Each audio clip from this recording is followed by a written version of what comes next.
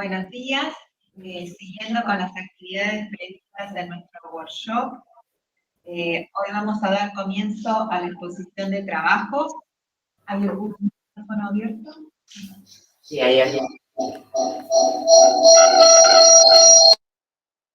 ¿Pero? Muy mal alumno. Damos comienzo entonces a esta exposición de trabajos. Esta mesa va a estar coordinada por la magíster María Elizabeth Flores de la Universidad Nacional de San Juan Bosco. Patagonia San Juan Bosco, vos tercero lugar.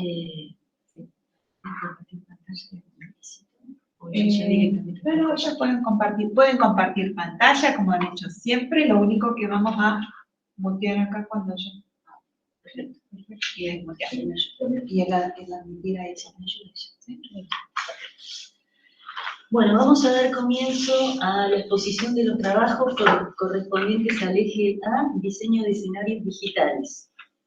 Sabemos que el primer grupo no se encuentra presente, por lo tanto comenzaremos con el 2, génesis de una facultad y su campus virtual. Trabajo elaborado por Ariadna Farías, Ana Claudia Páez, Horacio Berrueta, de la Universidad Nacional de La Pampa. Les recuerdo que tienen 15 minutos para exponer y luego vienen 5 minutos de preguntas. Si tienen ya para comenzar, quieren compartir pantalla, adelante. Perfecto. Buenos días, muchas gracias. ¿Se escucha bien? Vamos a checar primero eso. Perfecto. Buenos días también, que yo no lo dije. Bueno, entonces voy a empezar a compartir pantalla.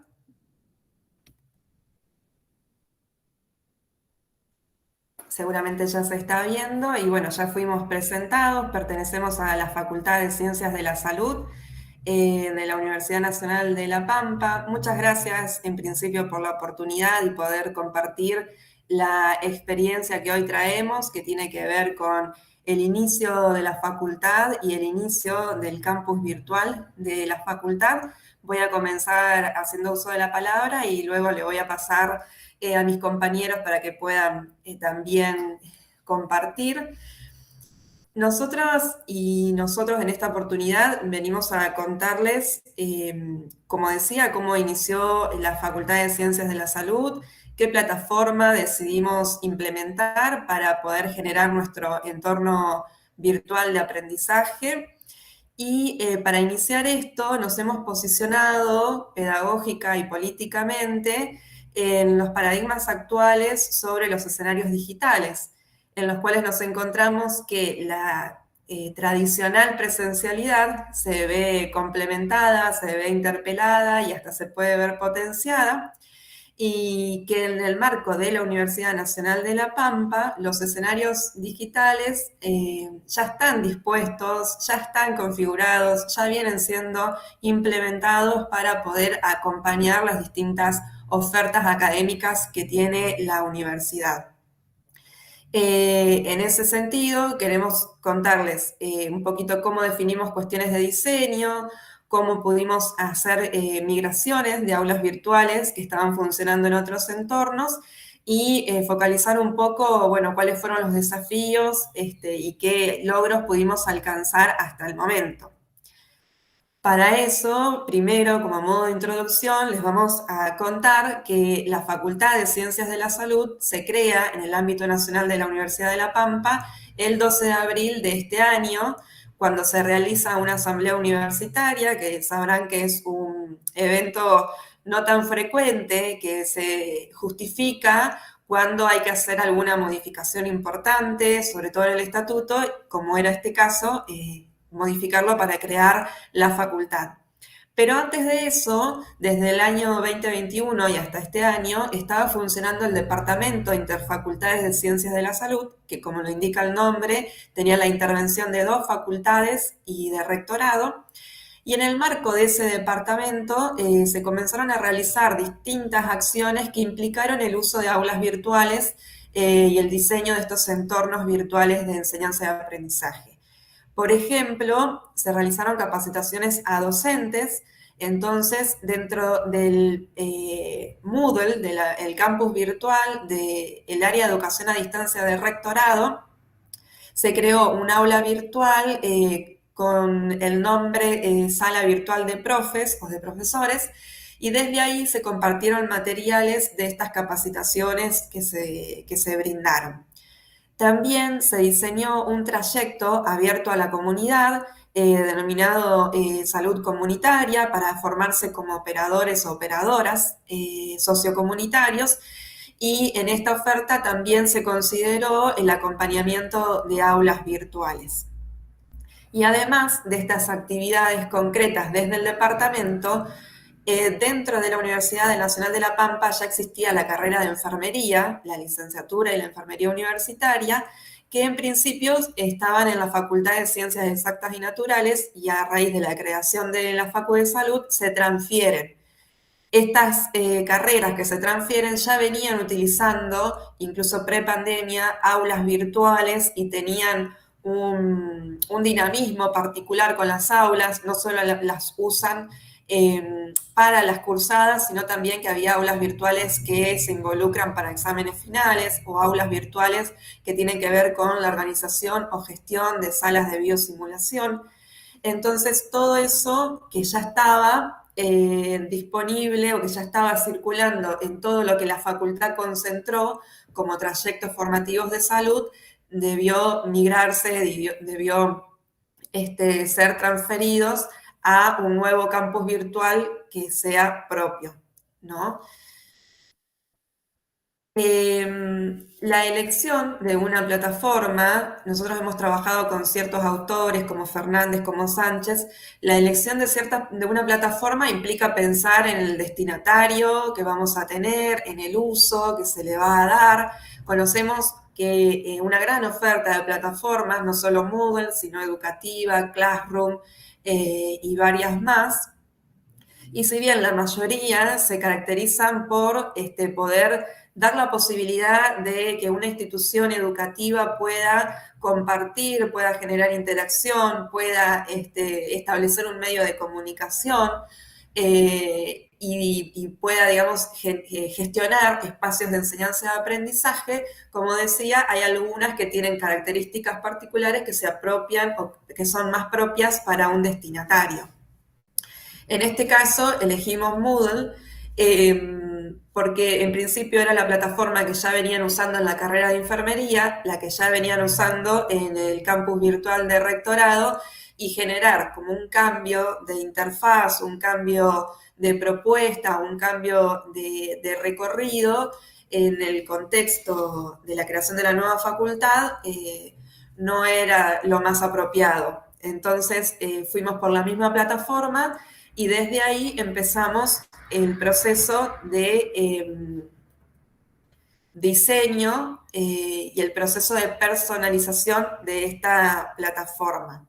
Lo que nos interesaba es que independientemente de la plataforma elegida o el diseño que se le pueda dar, es que cada cátedra, cada equipo de docentes pueda sentirse potenciado, no se encuentre limitado con respecto a compartir información o a tener una mirada transmitiva de la enseñanza. Una de las características de Moodle, de quien la creó, es que consideró para el diseño las propuestas pedagógicas constructivas. Entonces, estamos pensando en estos entornos de interacción, de propuestas que vayan más allá de un repositorio o la presentación de contenidos y actividades.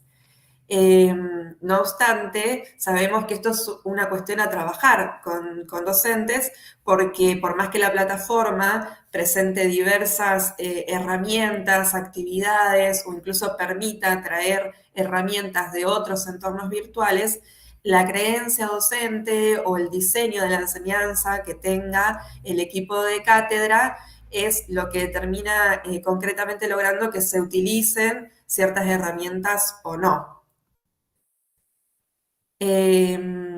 Bien, Como comentaba, esta plataforma Moodle que elegimos, que es bastante conocida, se considera, digamos, como un recurso abierto porque se puede instalar, se puede personalizar y se puede ajustar en función de las necesidades. Nosotros en esta oportunidad estamos trabajando con un servidor que es externo a la institución, es un servicio contratado para poder hacer correr, digamos, la plataforma. Y bueno, como decía, es la elegida dentro del ámbito de la Universidad Nacional de La Pampa. Ahora le voy a pasar la palabra a mi compañera Ana, que nos va a contar un poco algunas experiencias que recuperamos para poder tomar las decisiones que tomamos. Bueno, muchas gracias. Ari, sí, nosotros recuperamos experiencias de 3 lugares diferentes. Uno de ellos es la Universidad Nacional de Quilmes, que tiene una tradición de más de 20 años en la implementación de aulas virtuales y de propuestas directamente virtuales en cuanto a la enseñanza de toda la carrera que los estudiantes cursan. Su primer momento tuvo un servicio, tuvo un contrato, digamos, hecho con la Universidad de Cataluña, la Universidad Abierta de Cataluña, y lo que ocurrió en ese momento es que una vez terminado, concluido el convenio, la universidad tenía que hacer o podía hacer uso de esa plataforma virtual, pero teniendo que acceder, digamos, a un pago de esa plataforma. Durante cierto tiempo hubo como cierta apertura en cuanto a, digamos, poder seguir utilizando las aulas virtuales sin la necesidad de un pago. Luego se requirió esta necesidad de pago y con los avatares económicos de nuestro país, eso por ahí en ciertos momentos fue dificultoso. Por lo tanto, lo que decide la Universidad de Quilmes es implementar sus propias aulas virtuales y su propia plataforma y de esa manera llevar un poquito adelante la enseñanza con herramientas propias. En este sentido, recuperamos esa experiencia justamente de por qué tener una plataforma propia con cuestiones que sean abordadas desde la propia institución sin necesidad de depender de un tercero.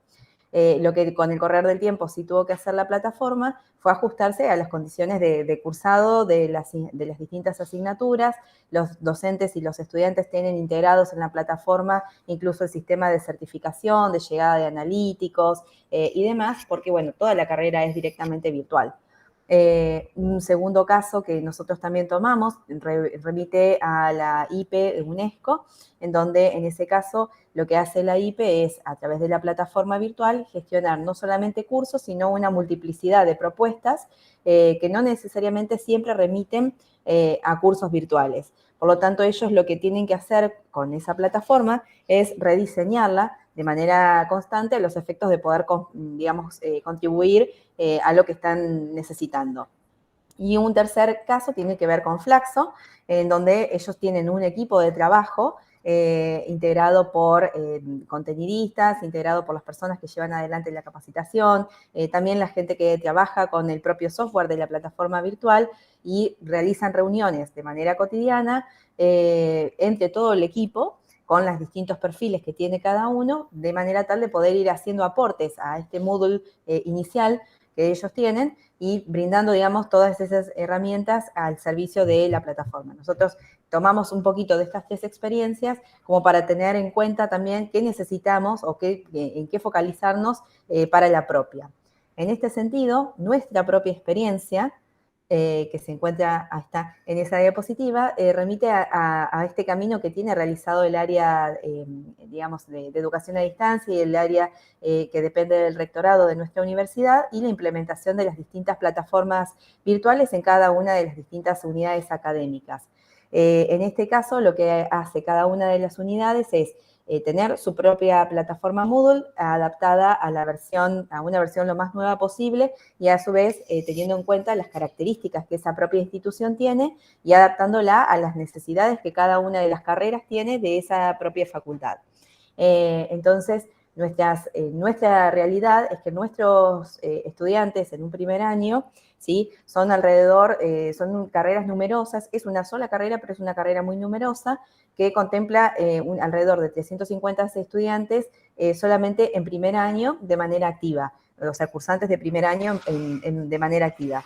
Y bueno, digamos, toda la planta docente también, y este número, digamos, que tenemos este año, con años anteriores ha sido incluso mayor, entonces tenemos que tener en cuenta estas características de usuarios que están transitando dentro del aula virtual de manera simultánea, como para tener en cuenta también cuáles son los recursos que necesitamos para que nuestro campus funcione. En ese sentido, tenemos proyectado alrededor de 100 usuarios docentes, digamos, en este momento, y se va a ampliar también a futuro, teniendo en cuenta que se van a abrir otras carreras en la misma facultad, y tenemos alrededor de 1000 usuarios, estudiantes, que están, digamos, cursando en este segundo cuatrimestre, y más de 3500 estudiantes que esperamos tener todos el año próximo. Es una realidad que el campus lo venimos implementando de manera gradual. Hoy por hoy lo que tenemos es las asignaturas del segundo cuatrimestre emplazadas, digamos, ya en este campus virtual.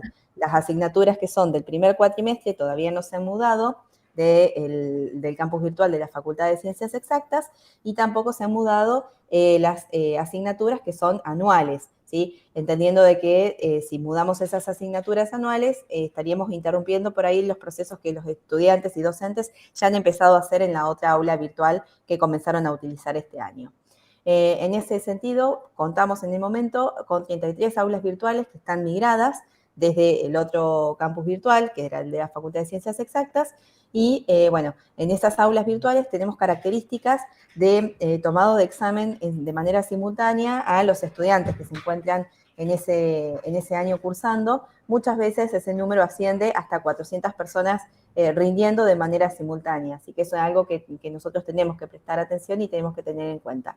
En ese sentido, tratamos de hacer de que el diseño del aula virtual, o del campus en realidad, sea ágil y sea dinámico para que toda esta cantidad de estudiantes que nosotros tenemos transitando el aula responda, digamos, a los requerimientos que se les están solicitando desde las asignaturas, les resulte de fácil acceso, tengan a su vez emplazado en nuestro campus virtual cuestiones que tienen que ver o que hacen a la identidad institucional de esta facultad que está gestándose, y que no sea a su vez tan distante de lo que ellos y ellas estaban cursando con anterioridad en el otro campus virtual, de manera tal de no interrumpir tan abruptamente con los procesos de aprendizaje que ellos estaban teniendo. En este momento le paso la palabra a Horacio.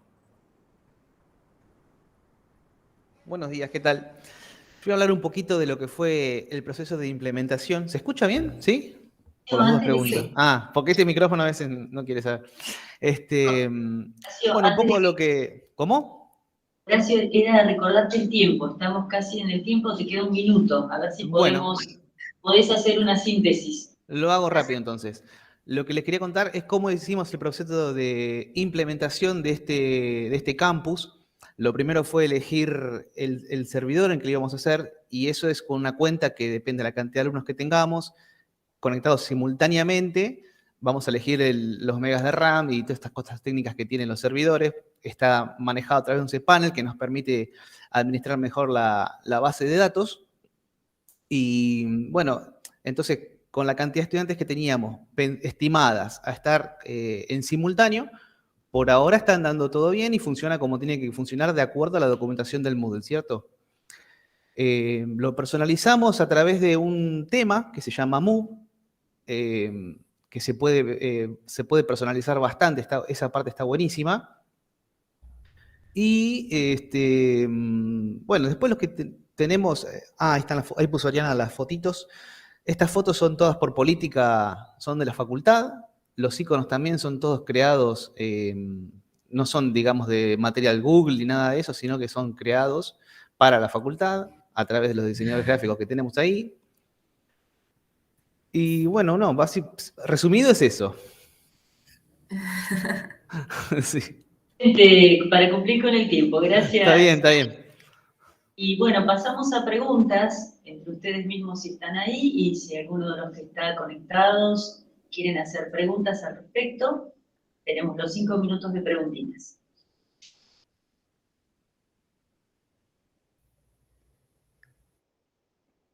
Yo voy a hacer la primera, como para romper el hielo, y voy a preguntarles Las herramientas que más usan con frecuencia, ¿las tienen registradas entre todas esas aulas? Bueno, cualquiera de ustedes conteste, no hay problema. Bueno, estamos en proceso de acompañamiento a las cátedras, a los docentes, de implementación de las aulas virtuales, porque si bien ya venían trabajando, al momento de migrar, hay algunas herramientas o algunos recursos que no siempre se pueden llevar de un aula a otra, pero reconocemos, por lo que hemos venido trabajando con los docentes, que se usa con mucha frecuencia lo que hoy en día se llama cuestionario, que en otra plataforma, en otra versión puede llamarse examen, que es lo que utilizan para justamente parciales o exámenes finales. Utilizan también bastantes recursos externos como videos o subir archivos como PDFs. Utilizan también bastante la herramienta foros. Y bueno, eso es hasta ahora, digamos, lo que hemos detectado y en lo que vamos acompañando, que aprovecho para decir que vamos generando tutoriales también en la medida que vamos encontrando que requieren profundizar el uso de alguna de las herramientas o que lo pueden potenciar en función de lo que ya vienen haciendo. Bueno, muchísimas gracias. No sé si no veo nada. ¿Hay alguna otra pregunta? Alguien levantó la mano, perdón, porque no vemos por la cámara. Sí, creo que Hola. Soledad. Sí. Bueno, Hola, sí, buenos días. Si mal no escuché, hablaste de un programa MOOC. Querías que, si es así, que me lo explicaras mejor, por favor, porque no alcancé a escuchar. No sé, Horacio, si querés responder vos o respondo. No, está bien. Sí, no es un programa, sino que es dentro de Moodle ya viene de una forma predeterminada, ¿cierto? A ver si, no, perdón, me equivoqué de mouse. Y, bueno, no voy a llegar a mostrarlo acá. Pero lo que se puede instalar son diferentes temas, digamos, cómo aparecen los menús, cómo se despliegan los menús, qué se le puede agregar y qué no. Entonces, eso es muy personalizable y creo que es si no me equivoco, Ari, creo que es de los más usados el Move por el diseño que tiene, como que es bastante intuitivo para el usuario. Sí, al instalar Moodle suelen aparecer 3 temas por defecto. Este no es uno de los que aparece, hay que descargarlo y agregarlo. Y una vez que está dentro de la plataforma, te permite modificar todo, qué imágenes vas a poner en la pantalla inicial, cómo es el primer acceso, si ingresan a una pantalla inicial o a un área personal. Los iconos que hacen de resumen de las aulas virtuales, todo eso se acomoda en función de lo que te permite este tema, que hay otros que no son tan flexibles. Bueno, muchísimas gracias. Yo tengo una preguntita más Adelante. porque me quedó una duda. ¿La facultad maneja su Moodle? Exactamente. Hay una plataforma virtual Moodle de rectorado, que es del área de educación a distancia, pero cada unidad académica tiene su propio entorno virtual de aprendizaje. Entonces, en ese marco, nuestra facultad dio inicio al propio en la medida que también daba inicio a la facultad. Ajá. Y por lo que dijo Horacio, con su propio equipo de diseño, todo. Estamos perdiendo con eso. Hemos sido bastante afortunadas y afortunados en ese sentido porque logramos conformar un equipo y el diseño, la parte de la personalización, la pudimos hacer con una diseñadora gráfica, Florencia Mirasol, que es de rectorado y nos acompañó en la estructura, de hecho nos creó colores institucionales, una paleta a utilizar y en ese sentido desarrolló las imágenes que hoy en día conforman el campus y las aulas virtuales también. Perfecto, bueno, creo que ya está la respuesta aclarada. Llevamos el tiempo ya, así que les agradezco mucho a los 3 por la exposición.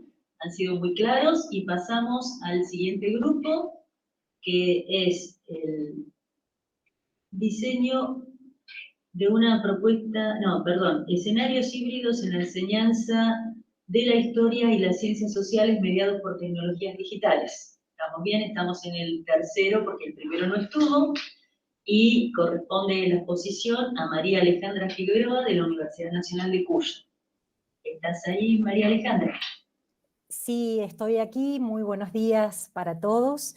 Bueno, muy contenta, muy emocionada de poder participar de de esta instancia y poder dar a conocer un poco, un resumen un poquito apretado de lo que fue mi trabajo final integrador de la maestría en escenarios digitales, que tal como mencionaste, se titula Escenarios híbridos de enseñanza de la historia y las ciencias sociales mediados por tecnologías digitales. ¿En qué consiste este proyecto? En realidad fue una propuesta didáctica que se concibe como trayecto formativo de actualización profesional en la medida en que busca alentar la formación continua del profesorado de nivel secundario. Está adaptado a una oferta educativa demandada en el perfil del docente actual, un docente que desde la pandemia en adelante se ha movido en espacios hibridados, en contextos hibridados, y que interactúa permanentemente con la cultura digital. Este trabajo tuvo un sentido desde el comienzo, se empezó a pensar, digamos, desde el cursado de la propia maestría, en tanto y en cuanto buscó dar respuestas a inquietudes profesionales, generar aportes que fuesen significativos para la dinámica institucional, ya les voy a comentar a qué institución va destinada, y por qué no generar una contribución a estudio o a futuras investigaciones. 4 son los aspectos de los muchos que me permitieron definir esta oferta educativa. El hecho de ser una oferta que se construye 100% en un espacio virtual, el estar asistido o tutorado a través de profesores de la misma institución a la que va destinado, estar anclado como proyecto a la realidad institucional de la escuela y ser una instancia de formación gratuita. ¿Quiénes son los destinatarios de este trayecto? En especial profesores de historia y profesores de humanidades y ciencias sociales, que forman parte del plantel efectivo del Departamento de Aplicación Docente. Les cuento un poquito que el Departamento de Aplicación Docente, mejor conocido como DAD, es una escuela preuniversitaria que pertenece a la Universidad Nacional de Cuyo, radica acá en la provincia de Mendoza. Y este colegio ha adoptado de un tiempo a esta parte, más específicamente desde el año 2013, la modalidad virtual para muchos de los espacios institucionales, para muchos de los espacios curriculares. Entonces, hemos decidido, a modo de muestra inicialmente, tomar a profesores de historia y de la orientación para poder participar de esta primera instancia del trayecto. ¿Cómo se estructura? Se estructura como una propuesta enteramente de educación a distancia, para lo cual utilizamos la plataforma Moodle, que es la plataforma que nos ofrece la propia escuela. El trayecto se muestra como un trayecto modularizado que va a transitar entre 2 aulas virtuales. Una va a ser el aula desde donde se ofrece la propuesta y otra va a ser el aula desde donde trabaja el propio docente que tiene parte de su carga escolar virtualizada. La duración aproximada es de 10 semanas, con una carga horaria total de 80 horas reloj, que pueden ser distribuidas más o menos entre 10 y 20 horas por módulo. Y la intención inicial fue replicarla durante o en 2 momentos del año. Primer cuatrimestre, segundo cuatrimestre. Bueno, los ejes que nos permitieron justificar este trayecto modularizado fueron, de los muchos, 3 como los más importantes. Partir de un paradigma relacionado con la sociedad del conocimiento, la inclusión digital como derecho humano y las nuevas tendencias culturales contemporáneas que nos atraviesan como docentes y que atraviesan a nuestros estudiantes, tanto en el ámbito educativo como en el ámbito de lo privado, ¿no? ¿Cómo impactan las políticas públicas nacionales y jurisdiccionales, en este caso en la región de Cuyo, en la provincia de Mendoza, con la incorporación de las TIC en educación para la democratización del saber? La escuela desde el año 2013 fue beneficiada por lo que era en aquel momento el programa Conectar Igualdad, por lo tanto recibió una dotación importante de computadoras para los estudiantes y para los profesores. Y como tercer eje de justificación estuvo esta necesidad de adoptar la modalidad virtual y la construcción de dispositivos de capacitación por parte de la institución. La necesidad que la institución tuvo se dio en el marco de la reestructuración curricular, es decir, la escuela aprovecha el año 2013, año en el que renueva su diseño curricular, para incorporar la virtualización de algunos espacios curriculares en la institución. Esto nos permitió hacernos tres grandes preguntas, ¿no? Que fueron las preguntas hipótesis, si quiere, o las preguntas disparadoras. ¿Qué representaciones, qué valoraciones, qué vivencias empezaron a construir a lo largo de este periodo, del 2013, digo, hasta esta parte, los profesores, los estudiantes de Historia y de Ciencias Sociales con relación a la virtualidad? ¿Qué usos fueron los más frecuentes del aula virtual para la enseñanza y el aprendizaje de estas disciplinas?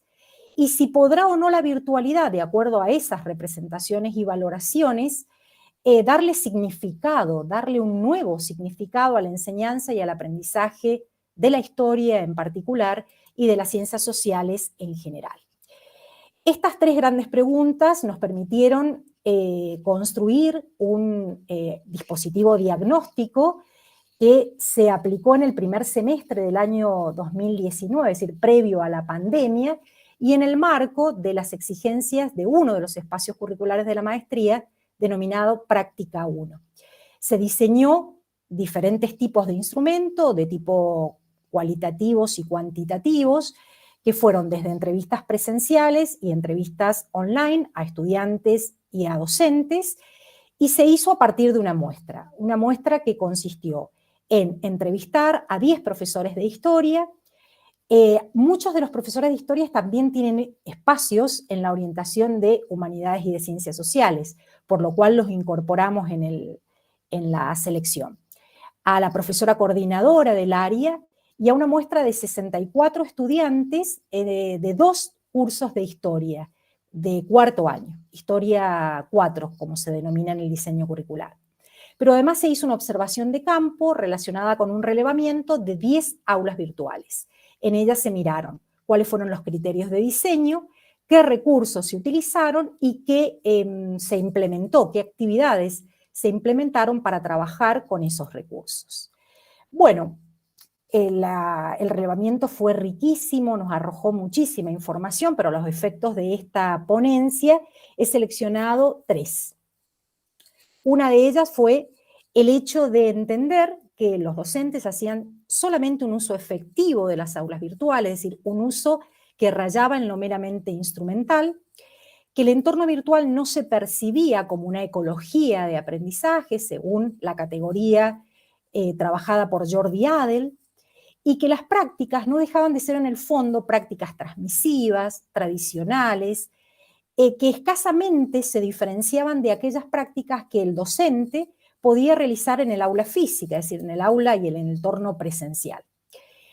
Esto nos llevó a plantearnos 4 grandes ejes para poder abordar la construcción de una propuesta. Pensar en la necesidad de redefinir la enseñanza clásica, lineal y progresiva, de la que tanto nos ha hablado Mariana Mayo, para poder instalar una pregunta, que es una pregunta tradicional en pedagogía, que es la pregunta crítica, ¿no? O sea, ¿para qué hacemos esto? ¿Cuál es el sentido de nuestra práctica? Pensar en el sentido de nuestra práctica nos llevó a tomarnos de las categorías de Jorge Steinman con relación a las prácticas que se diseñan a partir de diferentes progresiones de sentidos y de formatos. Pensar luego en anclar estas progresiones a el abordaje de lo disciplinar, que nos permita problematizar la complejidad sociohistórica y generar nuevas conceptualizaciones, sobre todo conceptualizaciones que puedan impactar en la construcción de un ciudadano crítico, emancipado, justo, que aprenda a vivir en un entorno democrático.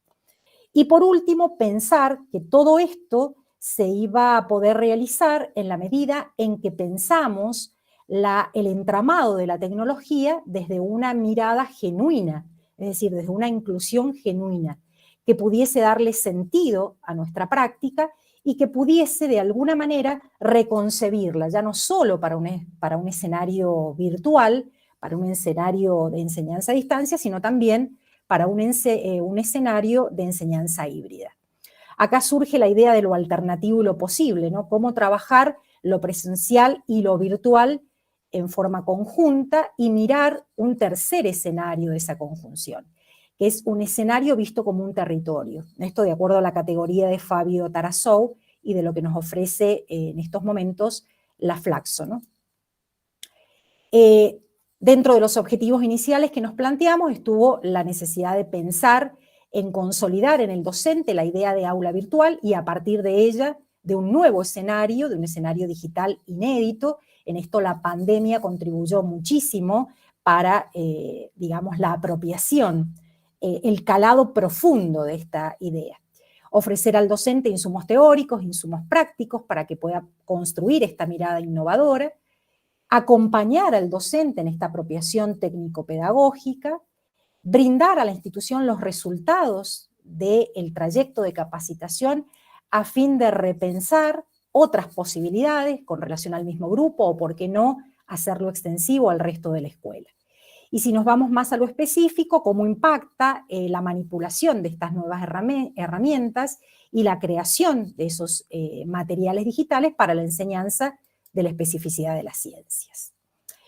Esto nos llevó a pensar entonces, vuelvo a insistir, en una propuesta de educación a distancia modularizada en 5 grandes módulos. Módulos que, como podrán observar ya desde la misma titulación, son módulos que entraman lo tecnopedagógico con lo disciplinar. En el módulo 1 abordamos los desafíos que implica trabajar un entorno virtual para la enseñanza de la historia y de las ciencias sociales. En el módulo 2, qué usos posibles de la tecnología pueden ayudar a un profesor de historia, a un profesor de problemática, a un profesor de antropología, a un profesor de economía, trabajar los principios explicativos de su propia ciencia. El módulo 3 buscó ampliar la mirada y poder transitar esas unidades de sentido de la enseñanza de la historia y las ciencias sociales, es decir, cómo poder pensar las diferencias y las semejanzas que hay cuando uno enseña en el espacio de lo virtual y cuando uno enseña en el espacio de lo presencial. El cuarto módulo ya focalizaba la mirada en la construcción de escenarios híbridos para la enseñanza de la historia y de las ciencias sociales. Y el quinto módulo concretamente era el módulo práctico, mayormente práctico, en donde cada uno de los docentes participantes de esta propuesta tenían que elaborar su aula híbrida, es decir, proponer un módulo, un tema, una unidad, ¿por qué no un cuatrimestre? Esto lo íbamos a dejar a criterio de cada uno de los docentes, que pudiese dar cuenta de todo lo transitado a lo largo de estos módulos que se iban dando en forma secuenciada. Bien, algunas de las conclusiones que este trabajo nos permitió arrojar. Bueno, la necesidad de pensar en la flexibilidad curricular y organizativa que la escuela tiene que ofrecernos para que estos entornos realmente sean entornos valiosos y significativos. Es decir, cómo pensar el tiempo y la organización escolar. Si cabe pensar otros formatos por fuera de la asignatura que nos permitan dotar de mayor flexibilidad a estas asignaturas justamente y poder construir a partir de ellas escenarios híbridos. Nos permitió pensar en el concepto de itinerarios escolares, es decir, cómo poder trabajar trayectorias escolares más o menos problematizadas en la institución y qué aporte estos escenarios híbridos podían hacer a dichas trayectorias. ¿Qué nos dejaba la pandemia de esos escenarios híbridos? ¿Podríamos realmente en la pospandemia andamiar esos cambios que tuvimos que implementar en la educación de emergencia? Fue una pregunta también que nos interpeló como conclusión. ¿Cómo dialoga la tecnología con el currículum, pero ya en términos de materialidades, un poco siguiendo la línea que nos ofrece María Paula González desde la Universidad General Sarmiento? ¿Cómo nuestras prácticas áulicas son producto de la cultura escolar? Esas fueron preguntas en relación a la flexibilidad curricular y organizativa. Si pensamos en los cambios de paradigmas desde el punto de vista pedagógico y disciplinar, bueno, acá se nos plantea nuevas formas de enseñar y de aprender, ¿no? Que rompan con esa mirada tradicional, la de la clase magistral, en el caso de historia, de la necesidad de recopilar datos, de transmitir información o de evaluar resultados. ¿Qué nuevos enfoques y nuevas perspectivas en la enseñanza de la historia para problematizar la realidad nos pueden estos escenarios permitir? ¿Qué nuevas herramientas de análisis? Si podemos pensar o no a partir de propuestas como esta en la formación de comunidades de autocríticas. Si pensamos en los escenarios híbridos como una apuesta epistémica y metodológica para las instituciones que tienen aulas virtuales, bueno, acá se planteó una gama muy, muy rica y muy interesante de otras ideas. Pensar el aula virtual como una ecología de aprendizaje, pensar en la clase como una propuesta potente, resignificada a través de los escenarios híbridos, por lo tanto originales en su concepción, únicas en su desarrollo, mayormente desafiantes y críticas a la hora de implementarlas. Tuvimos que pensar en configurar las prácticas escolares de una manera totalmente distinta, porque si hemos ahora pensado en que hay una posibilidad clara de enseñar historia y sus materias afines en escenarios híbridos, la práctica se convulsiona, o sea, hay una subversión de los lineamientos más tradicionales de la práctica. Entonces nos preguntamos si volver a la clase un objeto de estudio y de reflexión. ¿Deberían las instituciones ofrecer espacios y mediaciones para operar en este sentido? Es decir, ¿cómo y cuánto reflexionamos sobre nuestra clase como objeto de estudio? Esto nos puede llevar a contribuir a la mejora educativa, sobre la base de la innovación, de la equidad, de la inclusión. Digo, son todas preguntas que van a disparar futuros análisis. Bueno, muchas y gracias. por último, María Alejandra, una última idea, ¿puede ser? Sí, adelante. Breve, sí. La reprofesionalización docente. Consideramos que una propuesta como esta contribuye a que el docente piense en que la formación inicial no es suficiente, sino que necesita actualizarse permanentemente. Bueno, muchísimas gracias por la escucha. Muchas gracias, María Alejandra, muy completo. Muy interesante. Gracias. Ahí van los aplausos. Bueno, bien, venimos a las preguntas. Si alguien quiere formular alguna pregunta sobre el trabajo de María Alejandra, adelante.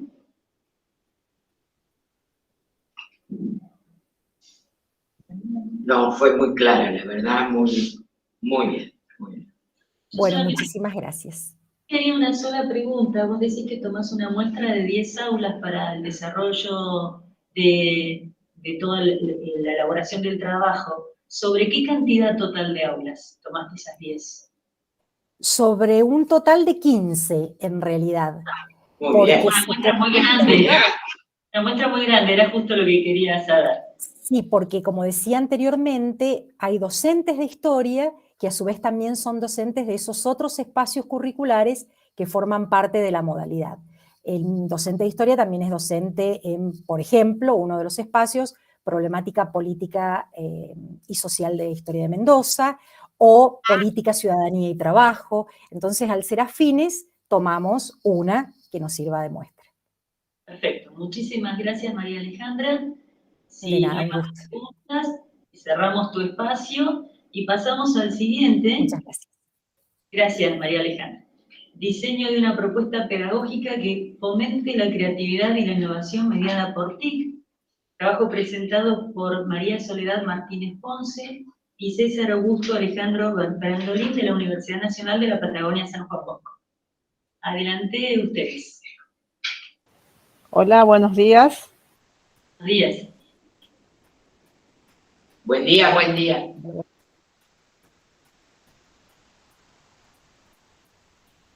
Compartiendo la presentación. Está perfecto. Apago mi cámara por cuestiones de recursos, nada más. Avísenme si se puede visualizar. Ya se ve, Ale. Listo. Perfecto. Bueno, podés comenzar, Sole. Gracias. Bueno, nosotros vamos a presentar esta propuesta pedagógica y la hicimos en el marco del intercambio educativo que tuvimos en la Universidad de Colombia. por el programa PILA. ¿Cómo surge esta propuesta? Bueno, se dio a partir de la cursada paralela que tuvimos de la práctica 1 de nuestra maestría y con la equivalencia en la asignatura Creatividad, Innovación y TIC del programa PILA en la Universidad Cooperativa de Colombia. A su vez, como docentes de educación superior en la Universidad Nacional de San Luis, participamos de proyectos de investigación, de los cuales también surge la posibilidad de acceder a la institución educativa donde realizamos nuestro artículo, ¿no? Los proyectos son la educación especial en la Facultad de Ciencias Humanas de la Universidad Nacional de San Luis, formación docente, saberes pedagógicos para la educación inclusiva, el cual tiene diferentes líneas en su interior, y el PROICO 041920, cambios y tendencias en la educación superior, políticas, sujetos y prácticas, miradas desde la educación y la filosofía. Bien, bueno, esta propuesta fue construida en base a lo que es el Design Thinking, que es una metodología de diseño de resolución de problemas, pero que es para crear soluciones innovadoras centradas en lo que son las personas. Consta de 5 etapas, en la cual tenemos descubrir, que es la parte de empatizar, luego pasa por la etapa de interpretación, una etapa de ideación, una de prototipo y para finalizar una etapa de evaluación. La primera etapa es descubrir.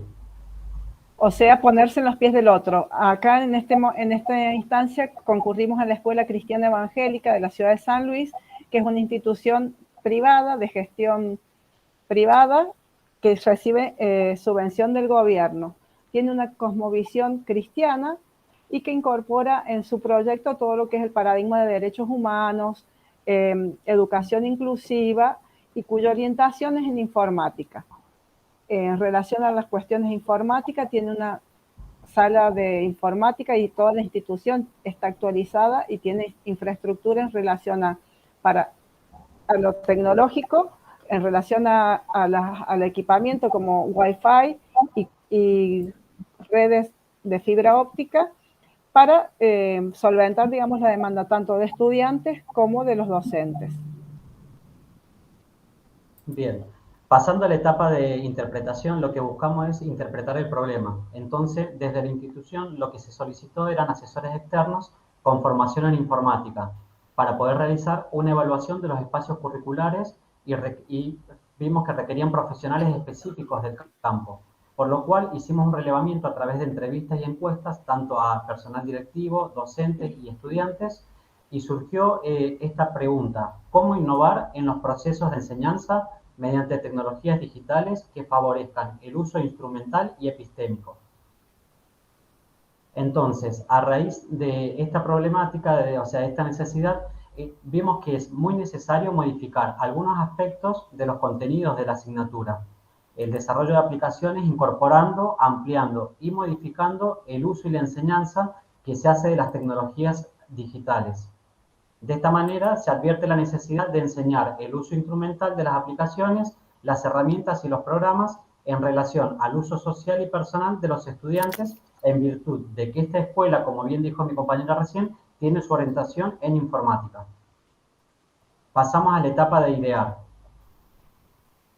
A partir de haber analizado el problema de lo que es el uso instrumental, qué es lo que resaltaba y lo que nos marcaban en las entrevistas el equipo directivo, que solamente se usaba de manera práctica, o sea, el uso de PowerPoint era lo que más estaba arraigado. Por más que es una escuela con orientación en informática, se utilizaba, por ejemplo, el diseño de las páginas web, haciendo capturas de pantalla y trabajando en las presentaciones de PowerPoint por los estudiantes. Entonces, no, como que los del equipo directivo nos requieren para ver, bueno, qué se puede hacer, intentando dar respuesta y modificar, digamos, la formación docente, porque es como que está solamente pensado en el uso instrumental de la herramienta, pero no con el fin social o para el uso social, por ejemplo, de redes, de juegos. Entonces, para idear esta propuesta empezamos a buscar diferentes ideas a partir de lo que es una lluvia de ideas que está planteada dentro de este modelo de Design Thinking, ¿no? Entonces pensamos, para la formación docente, ¿qué podíamos hacer? Talleres, jornadas, cursos. qué cosas podíamos hacer dentro de eso. En los alumnos, qué plantear, el aula invertida, en los talleres, qué cosas o qué herramientas también y aplicaciones poder potenciar dentro de lo que ellos ya saben, los recursos educativos abiertos y las tecnologías emergentes que podríamos incorporar, la realidad virtual, realidad mixta, realidad aumentada. Entonces, a partir de ir viendo todas estas ideas, lo que íbamos haciendo era descartando aquellas que creíamos que no se podían aplicar o que no eran viables. Nos quedamos con, digamos, las más potentes para ser trabajadas. Bien. Bueno, de esta manera es lo que surge el prototipo, que es prácticamente como el primer esbozo, ¿no? Para poner a prueba, para lanzarlo, para ver si funcionaba. Y entonces se realizarían talleres para docentes y estudiantes de todos los niveles, desarrollados de manera transversal e integral, bajo una modalidad híbrida, es decir, con instancias tanto presenciales como a distancia. Es un proyecto innovador institucional que va a atravesar 5 talleres, que ahora mi compañera se los pasa a explicar. La aclaración vale la pena mencionar que estos talleres han sido diseñados, todavía no los hemos puesto en práctica porque estamos en proceso de investigación y la idea es que atraviesen como un eje a toda la institución. La institución tiene desde el nivel inicial, sala de 3, 4 y 5, hasta educación superior, y hasta secundaria, y lo que es educación especial con talleres para jóvenes y adultos con discapacidad, donde se realizan diferentes tipos de actividades que tienen que ver con las habilidades para la vida diaria, ¿sí? Entonces, tenemos que desde jardín hasta sexto año tienen informática, y el primer taller que nosotros planteamos es, digamos, para capacitar a los docentes. O sea, esto vendría a ser como un ciclo de capacitación donde se interrelacionaría todo, porque los docentes formados serían los replicadores en el aula, y a su vez estos estudiantes de cuarto a sexto año también trabajarían con los de menor edad, por ejemplo, de los de grado. En el taller 1 proponemos, por ejemplo, los contenidos de tecnologías emergentes, realidad virtual, realidad mixta, realidad aumentada, teorías del aprendizaje, conectivismo, gamificación en general. Pensamos en eso porque lo que vimos que desde la institución nos solicitan la formación docente. Hay un uso, pero sin conocimiento, y las competencias digitales quizás no son para todos los mismos, tienen diferentes niveles de competencias digitales, tanto los docentes como los estudiantes. El segundo taller sería los destinatarios, estudiantes de cuarto a sexto año de secundaria, con participación del docente informática y los del curso, ¿no?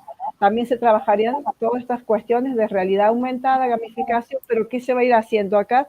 Se va a ir integrando el docente que se está formando y se va a implicar en el taller 2 para trabajar junto con los estudiantes.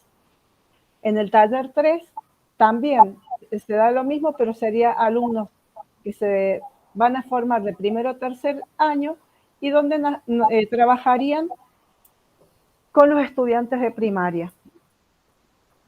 En el taller 4 también se trabajarían lo que son los diseños de aplicaciones colaborativas, diseños de recursos educativos, por ejemplo, infografías, presentaciones, mapas, etcétera, para poder llevarlos a cabo en el taller de jóvenes y adultos con discapacidad. Después tenemos el taller 5, que es el diseño de las webs, de los Canva, de sitios web diseñados para promocionar, por así decirlo, para que sea en marketing de la panadería, de las diferentes cosas que trabajan en la institución los jóvenes y adultos con discapacidad.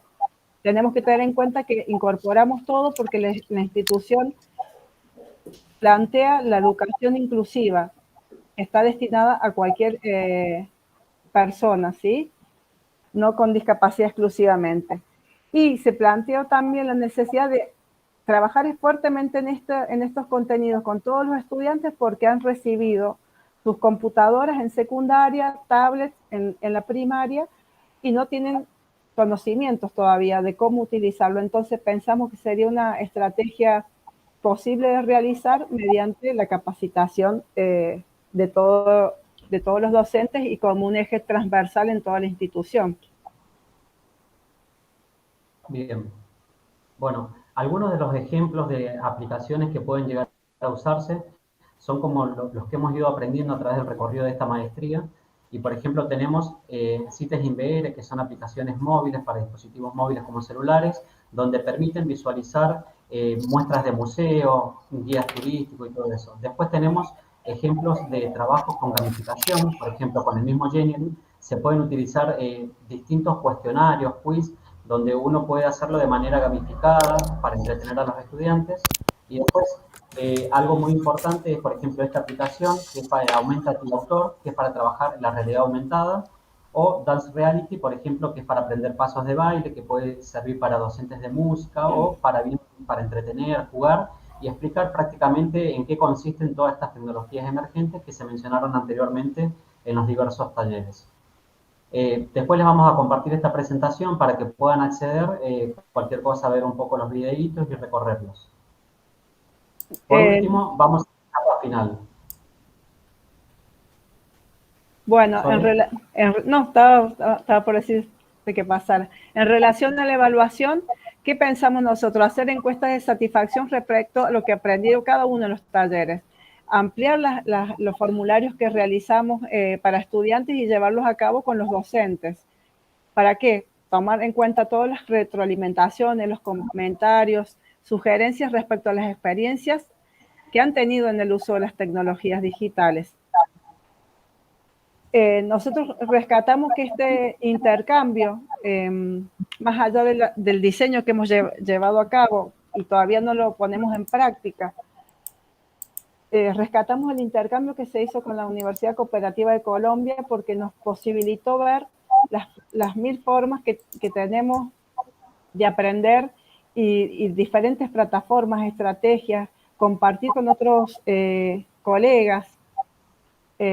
Alex, no sé si quieres agregar algo más en esto. No, justamente eso, para no extendernos mucho más del tiempo permitido, era eso, hacer foco de que la importancia que tiene también compartir esto, ¿no? Porque he escuchado también el tema de aulas espejos y eso. Bueno, esta posibilidad que nos dio a través del programa PILA, nos dio esta posibilidad de saber cómo se trabaja en otras universidades, en maestrías similares a las nuestras, y cómo siempre trabajan a raíz de una problemática con distintas técnicas y te dan a elegir con la cual vos te sientas más cómodo. Nosotros en este caso hemos diseñado la propuesta, como bien dijimos, con Design Thinking, con distintas técnicas. En este caso fue Brainstorming, que es la lluvia de ideas, pero también se pueden usar otras técnicas como nubes de palabras o Kanban para direcciones de proyectos, etc.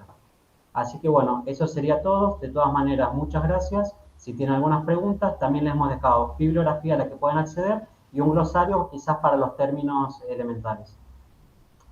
Eso sería todo. Bueno, muchísimas gracias por la exposición. Sí, realmente el intercambio PILA ha sido el primer intercambio que hemos hecho desde la maestría y el primer intercambio que hemos hecho con PILA desde la Facultad de Ingeniería de la Universidad Nacional de la Patagonia de San Juan Bosco.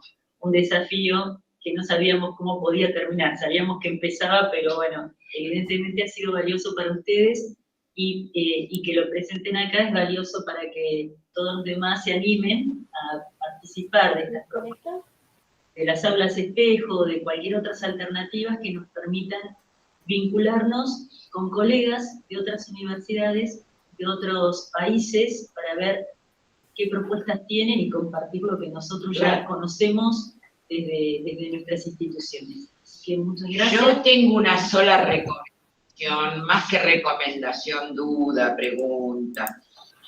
Los chicos pueden volver a mostrar los contenidos de los 5 talleres, por favor. Los colegas, me parece que lo pueden mostrar, por favor, así los que están en línea también lo ven.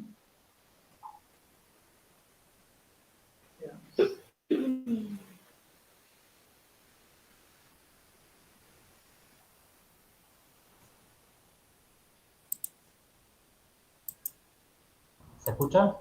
Ahí Sí, está. perfecto, ahora te escuchamos. Sí, está, se ve. Me parece que el taller 1 lo tienen que revisar. O sea, hay una serie de tópicos ahí que son suficientemente fuertes. Digo, teorías del aprendizaje. Eso ya solo implica un taller en sí mismo.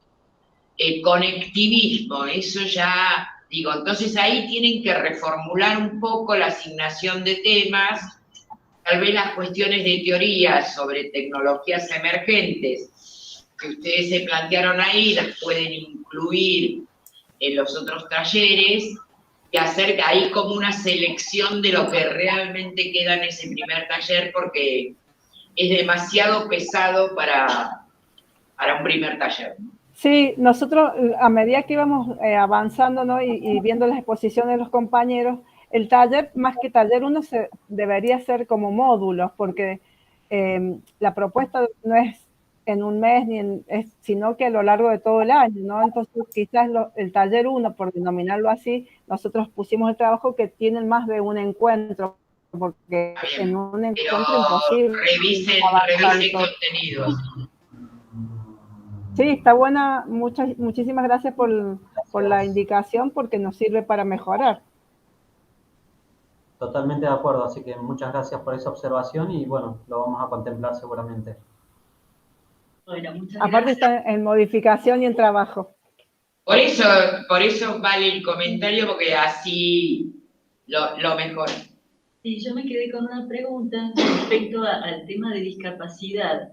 ¿Ustedes lo piensan tomar según la necesidad de la discapacidad que surge con los docentes que están involucrados en el proceso de atención a ese alumno o esa alumna? ¿O es abierto a todos y que todos se vayan capacitando desde lo general, ¿no? Preparándose para lo que viene o vendría. Digamos que en el tema de discapacidad no es específicamente, si bien hay alumnos incluidos que tienen discapacidad intelectual, sobre todo el taller para jóvenes y adultos es para discapacidad intelectual, los asistentes. En otros cursos hay alumnos incluidos hipoacúsicos y sordos, implantados y con intérpretes de lengua de señas. La idea es general, porque la educación inclusiva es darle a todos y vamos haciendo adentro lo que es el ajuste multinivel, de acuerdo a las competencias digitales de cada alumno y de cada docente, ¿no? Entonces vendría a ser como un tema general, supongamos, y de ahí lo desglosamos en diferentes niveles de complejidad. Un grupo va a llegar a una cosa, otro grupo a otro nivel, ¿sí? En ese sentido, no es que se le va a dar a cada uno específicamente un contenido. Se trabaja el mismo contenido general para todos, pero lo que se diferencia es el nivel de complejidad tanto de las actividades como del objetivo, por ejemplo. Muchísimas gracias a los dos. ¿No hay más preguntas?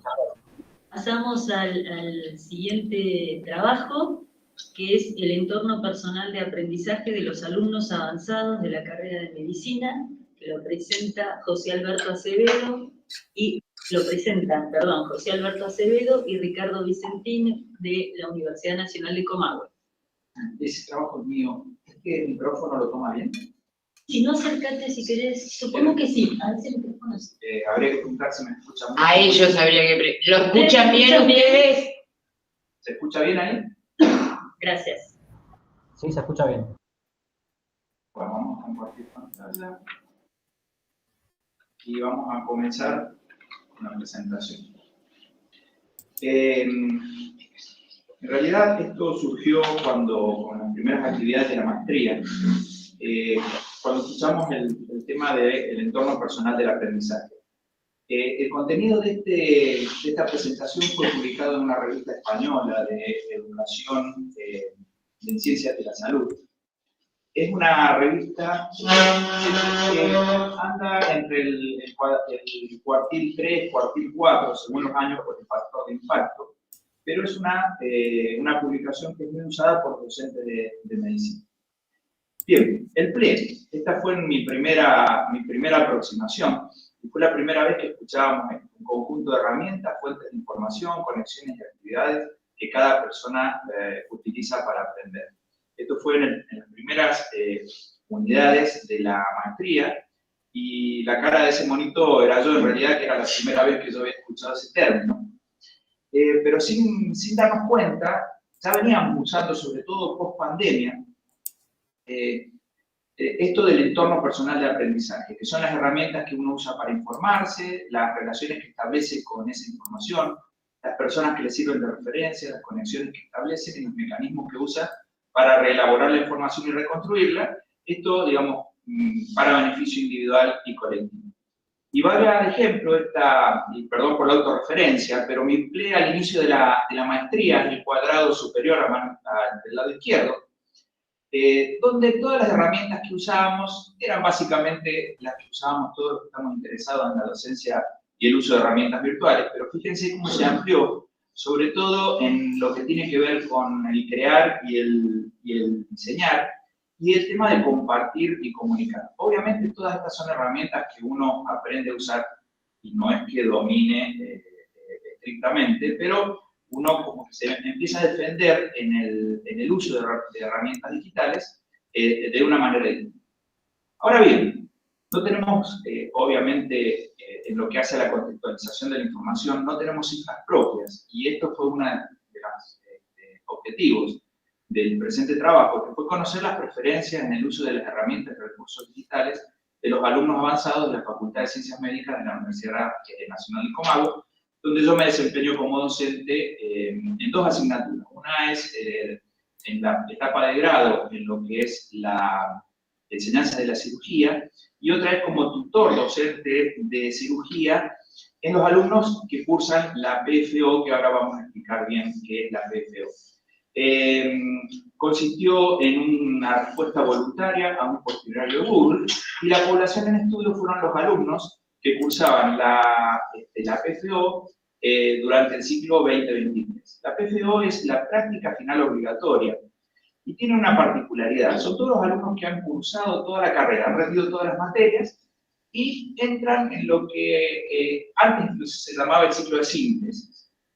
En ese ciclo, en esa etapa, se prioriza la interacción con el paciente, hay responsabilidades progresivas y tutorizadas, se enfatiza el saber hacer sobre el saber qué o el saber cómo, y terminan de adquirir destrezas, habilidades y competencias inherentes a la atención primaria de la salud. Y puntualmente, en la rotación en cirugía, el estudiante adquiere habilidades y destrezas en el abordaje del paciente quirúrgico en sus etapas prequirúrgica, quirúrgica y postquirúrgica. Ojo, no es enseñar a operar, es enseñar a atender pacientes que tienen patología quirúrgica. ¿Cuáles fueron los reactivos de la encuesta? ¿Cuáles fueron las preguntas? ¿Cuál es la forma en que usted estudia los temas quirúrgicos? ¿Cuáles son las herramientas que usted utiliza para informarse? ¿Cuáles son las herramientas que usted utiliza para crear y diseñar material? ¿Cuáles son las herramientas que utiliza para comunicarse y compartir material? ¿Cuáles son las herramientas que usted utiliza para organizarse? ¿Cómo percibe sus habilidades y conocimientos en el uso de las nuevas tecnologías para disponer de ellas para el aprendizaje de la medicina? Y cuando usted consulta material virtual, ¿a través de qué dispositivo lo hace? Bien, el total de alumnos que estaban cursando la PFO durante el ciclo son 53. Se envió a todos la encuesta, 41 la contestaron, el 77%, ahí en el gráfico de torta está el porcentaje. La media de la edad de los estudiantes fue de 27,6 años, la moda, el valor que más se repite, de 28 años, y el rango de edades de entre 23 y 35 años. Forma en que estudia. Estas eran respuestas cortas, el alumno podía escribir lo que quisiera, no era un cuestionario de multiple choice o de opciones múltiples con varias posibilidades. Colocaron texto, 38, video, 38, solo video, 3 y gráficos, 2. Herramientas que usa para informarse. Acá hay algunos alumnos que por ahí no entienden o no entendieron bien el concepto, porque si estudia de una forma, fíjense esto, qué interesante, En el gráfico anterior, 38 pusieron video en forma que estudia, pero para informarse, solo 8 pusieron videos. Acá yo creo que hubo alguna incomprensión a nivel de las preguntas. Para informarse, 40 contestan que leen trabajos científicos, 38 leen libros físicos y 8 consultan videos. Las herramientas que usan para crear y diseñar, y acá está el concepto del consumidor, o sea que no solo consumimos material, sino que también empezamos a producirlo. Y 52 contestaron editores de diapositivas, editores de video 12, editores de texto 6, resumen escrito 4, o sea, ellos no utilizan las herramientas digitales, mapas conceptuales 1, tarjetas para memorizar 1. Herramientas para comunicarse, ¿cuáles son las que habitualmente utilizan? Por lejos, los mensajes instantáneos, WhatsApp. La nube, principalmente el Drive, el iCloud y el OneDrive. Las redes sociales, sobre todo Instagram y algo de Facebook. El correo electrónico, lo que fue el boom cuando se estableció la enseñanza virtual y el uso de las TIC en docencia, hoy ya prácticamente muy poco los usan, y plataformas para reuniones, un alumno contento que lo utiliza para comunicarse con otros. ¿Qué herramientas usan para crear? Editores de diapositivas, la gran mayoría, editores de video, 12 alumnos, editores de texto, resumen escrito, mapas conceptuales y tarjetas para memorizar. Por lejos, editores de diapositivas y editores de video son los que más se utilizan. Hay una actividad que es como parte de presentación del trabajo final en cirugía, que es elaborar un video sobre cómo se lavan las manos y videos de cómo realizar nudos y suturas. Así que hay muchos que usan los editores de video. ¿Qué herramientas usa para informarse? Esta la vimos. Herramientas para comunicarse y compartir, Esta la vimos hacer, y las herramientas para organizarse. Calendario virtual, nube, por las tres esas que mencionábamos recién. Sí. Agenda física, y esto llamó la atención, todavía hay gente que usa la agenda física. Las notas en el móvil, notas en el celular. Y un alumno usó nada. O es un capo organizándose, o realmente debe ser un caos su día a día.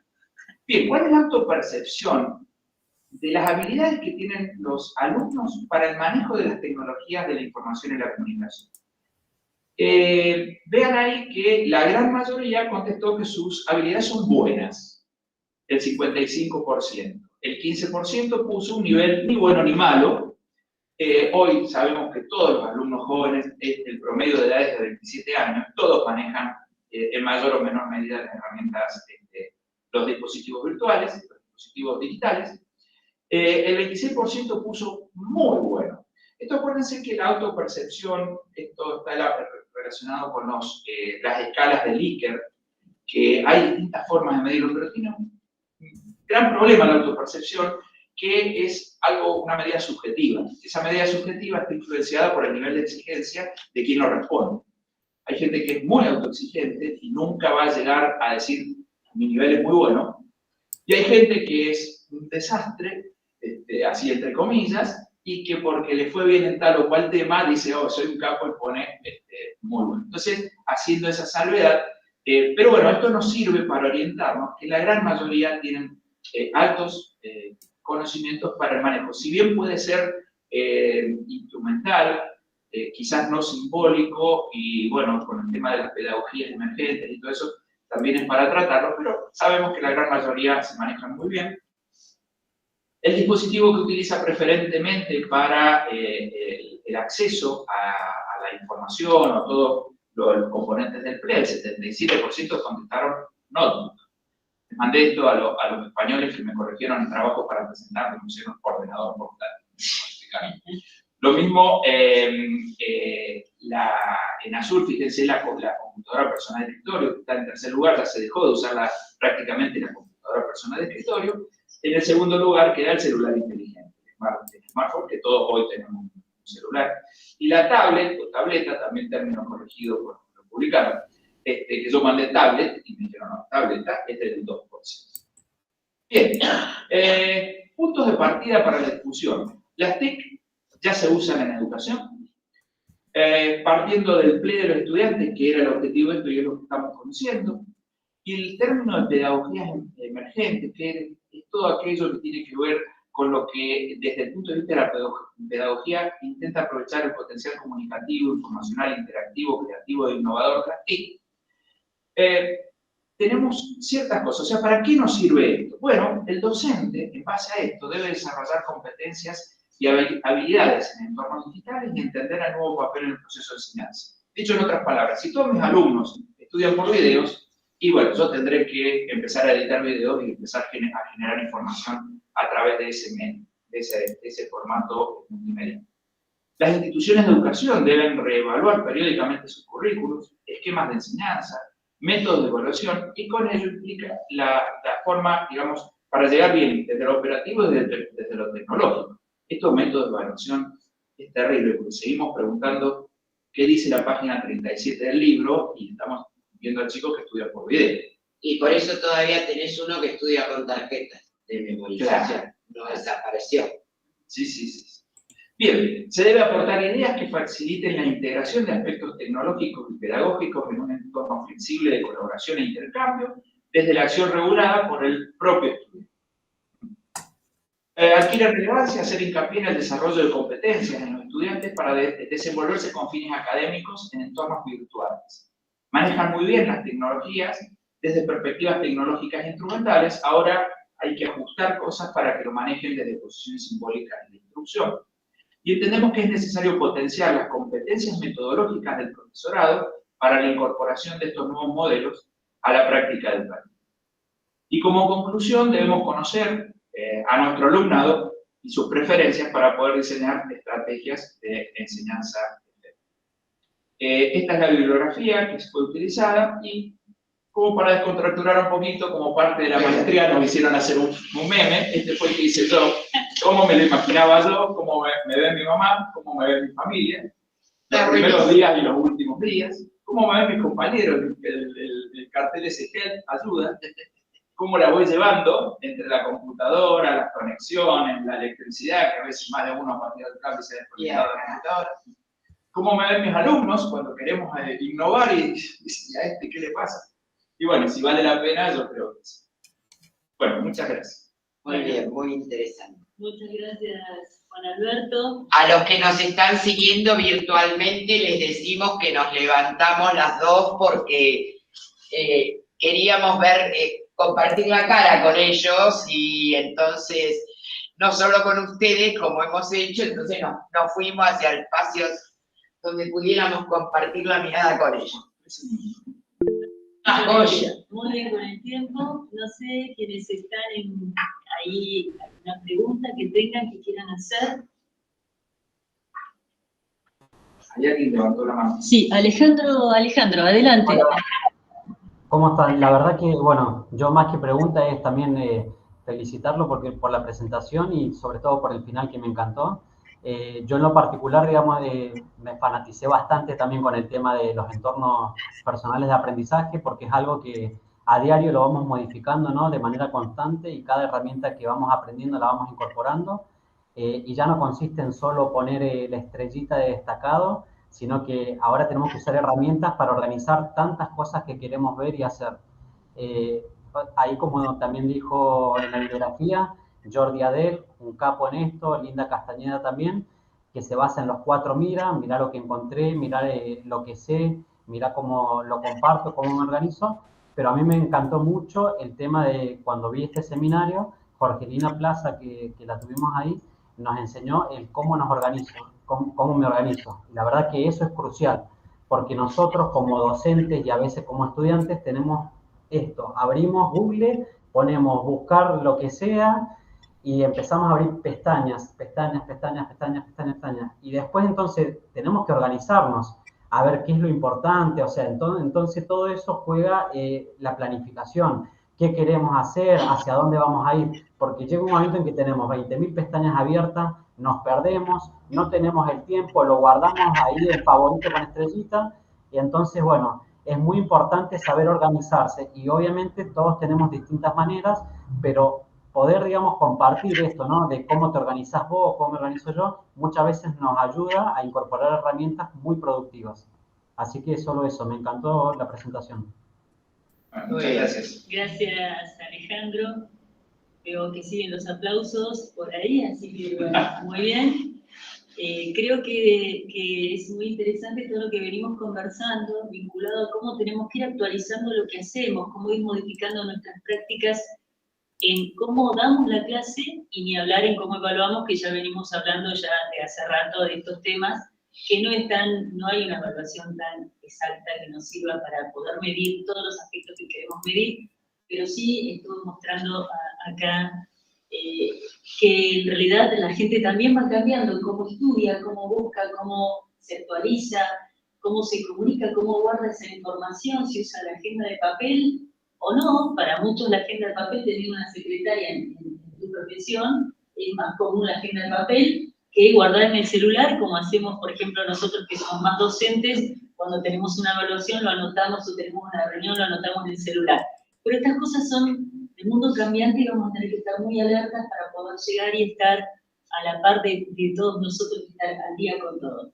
Así que, bueno, alguna preguntita más, y si no ya cerramos la exposición, esta primera exposición, pero continúa él de nuevo, ahora con la presentación que se llama La enseñanza virtual de la cirugía en el nivel de grado, encuesta a docentes cirujanos, abordaje inicial. Así que sigue José Alberto Acevedo con esta exposición. Bueno, ahora viene la otra cara. Ahora viene la otra cara, y acá hay una cuestión de mea culpa. Esto fue la realidad para averiguar cuál es la realidad del conocimiento y el nivel de uso de las herramientas virtuales que hacemos los docentes en cirugía. Este trabajo también fue publicado por la misma revista, que es de la Fundación Educación Médica, que es una revista de Barcelona. Y esto es un poquito para que nos conozcan a nosotros como cirujanos, que tenemos un juicio muy grande por lo que hacemos y estamos muy influenciados por lo que hacemos, y nos creemos que por ahí, por ser buenos cirujanos, somos buenos docentes de cirugía, que no va de la mano. Fíjense el cuadro de arriba, es un cuadro pintado por Rembrandt en 1634. Se llama La lección de anatomía del doctor Nicolaes Tull. Aparentemente este doctor era un capo total, era una eminencia en la cirugía, estamos hablando de 1634, donde está mostrando una disección de un cadáver. Es muy interesante leer la historia del cuadro porque hasta se sabe el nombre del muerto, que era un ladrón que había sido ahorcado, y aparentemente había sido ahorcado el día anterior a la producción de esta escena. Digamos, el cuadro nos cuenta una historia, que es lo que está, y aparte el cuadro tiene una historia. Por ejemplo, aparentemente es la primera representación en grupo de Rembrandt, y en el cuadro, si vemos nosotros acá, la gente, por cómo están vestidos y por la usanza de la época, muy probablemente ha sido el invierno, porque los cuerpos se descomponían rápidamente, entonces buscaban las bajas temperaturas. Y toda esa gente que está muy bien vestida eran gracias a esta persona que tiene un listado en la mano. Se sabe quiénes eran cada uno de los cirujanos, grandes cirujanos de la época. Bien, pero fíjense la actitud de la persona que está presentando, una actitud muy omnipotente, muy como que la verdad la tengo yo, típico de las clases magistrales.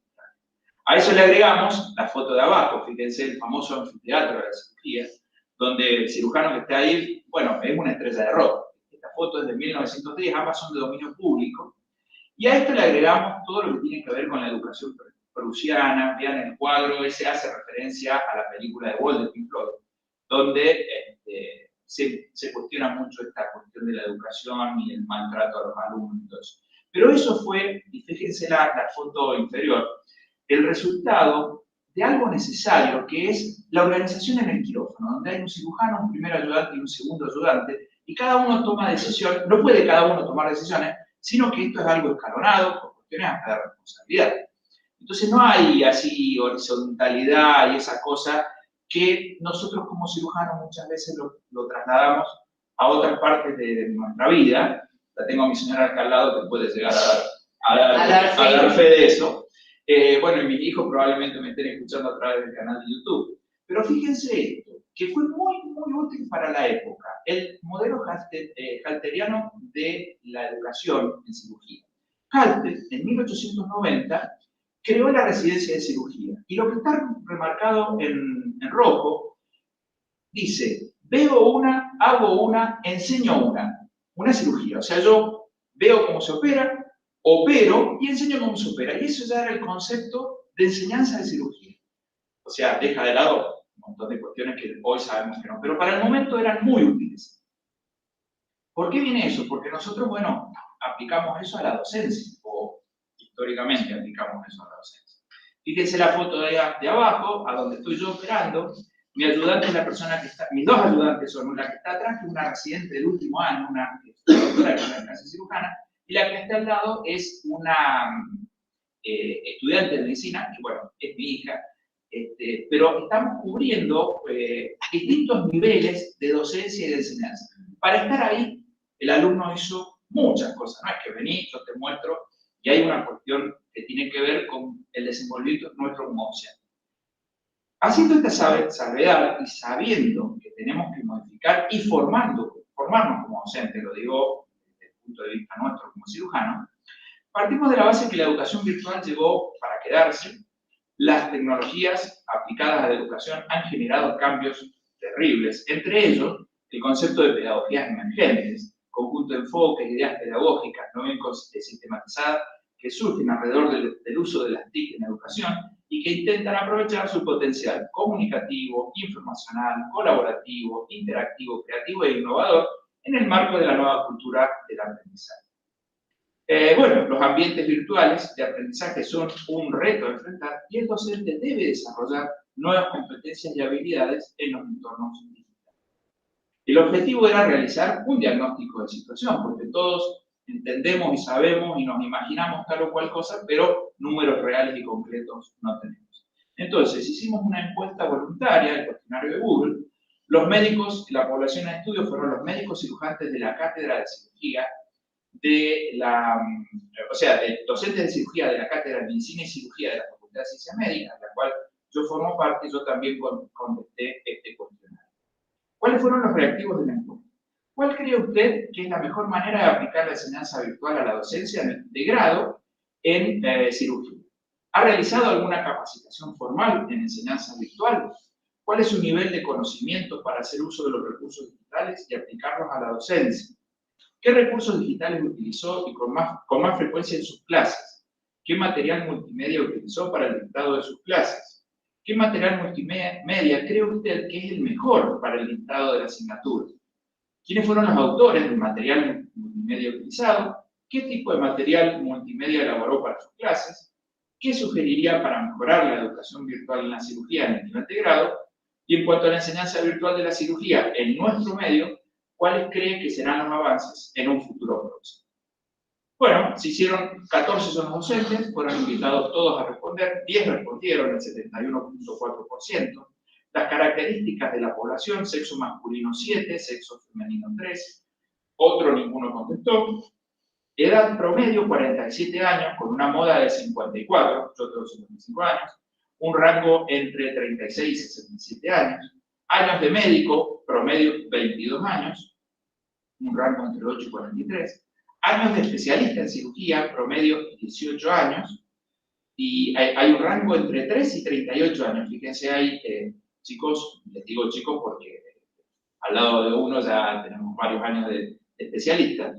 Y bueno, y la otra pregunta era, para conocer la población, los años de docencia en cirugía, el promedio era de 10 años, con un rango entre 1 y 20 años.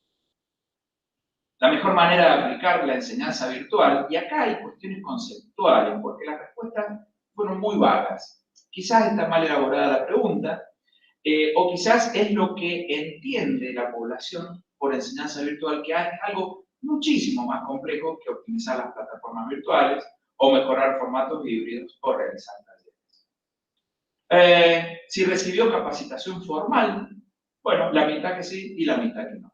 Esta capacitación formal es cualquier curso sobre enseñanza virtual, uso de herramientas digitales para docencia dictado por cualquier entidad que pueda ayudarnos a hacer uso de esta herramienta. ¿Cuál es la autopercepción del nivel de conocimientos? De un nivel 0, donde es nada, a un nivel 10, donde es excelente. 5 cirujanos contestaron que están en un nivel 7, 3 cirujanos contestaron que están en un nivel 6, un cirujano que está en un nivel 8 y un cirujano que está en un nivel 4. Yo estoy dentro de los 5 de esos que pusieron nivel 7, por lo menos esa fue mi autopercepción. Recursos digitales más frecuentemente utilizados. Plataformas para reuniones, la gran mayoría. Herramientas de presentación de diapositivas, programas de edición de videos, programas de reproducción de videos, programas de edición de audio. En cuanto al material multimedia utilizado, estos eran posibilidades de responder varios, por eso la suma da más de los que se han respondido. Gráficos, videos y texto, por lejos lo más utilizado. Las animaciones, 3, y el audio, formato podcast, 1 solo. El mejor material multimedia, video, 4. Hay mucha bibliografía sobre el uso del video en la enseñanza de la cirugía. Pasa que es Yo hoy veo aquellas cirugías que uno no hace tan frecuentemente, voy a través de portales especiales como la Asociación Argentina de Cirugía y el American College of Surgeons, donde uno va y ve la técnica y la ve en video. El formato de video hoy es fundamental para enseñar técnica. Bueno, uno usa gráfico, otro usa presentación de diapositiva, o sea, considera que el mejor material es el gráfico, la presentación de diapositiva, las animaciones, que hubieron algunos que no respondieron. Bien, en cuanto a la autoría del material, acá también es algo, digamos, como para cuestionar la respuesta, porque fíjense que el 40% dice que usan material propio.